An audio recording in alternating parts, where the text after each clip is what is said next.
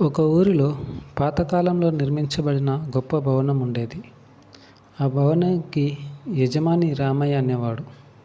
ఆ ఇంట్లో అన్ని గదులు పెద్దవే, కానీ ఆ ఇంట్లో ఒక చిన్న తలుపు ఎప్పుడు మూసి ఉండేది. ఎవరూ ఆ గదిలోనికి వెళ్ళలేదు. రామయ్య కూడా ఎప్పుడు ఆ తలుపు దగ్గరే వెళ్ళేవాడు కాదు. ఒకరోజు రామయ్య కుమారుడు వెంకట ఆ గది గురించి ఆసక్తిగా భావించాడు. నాన్న, ఆ తలుపు వెనుక ఏముంది అని అడిగాడు. రామయ్య ముసిముసిగా నవ్వి, అది పాతవాటే బాబు, ఎవరి పని లేదా అన్నాడు. ఒకరోజు వెంకట్ తలుపు దొంగతనంగా తీయగలిగాడు. లోపలికి వెళ్ళి చూసేసరికి అక్కడ ధూళిపడిన పాత బట్టలు, పుస్తకాలు మరియు ఒక పాత ఫోటో కనిపించాయి. ఆ ఫోటోలో రామయ్య ఒక చిన్న బాలుడితో ఉన్నాడు. వెంటనే షాక్ అయ్యాడు ఆ బాలుడు. వెంటనే రామయ్య వచ్చి నిజం చెప్పాడు. ఆ పిల్లవాడు నా అన్నయ్య. చిన్నప్పుడే పోయాడు.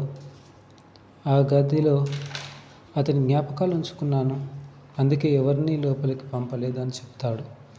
వెంకట్ కన్నీళ్ళు పెట్టుకొని తండ్రిని ఆప్యాయంగా పట్టుకొని, ఇప్పటికైనా మీ బాధ నాకు అర్థమైంది అంటాడు.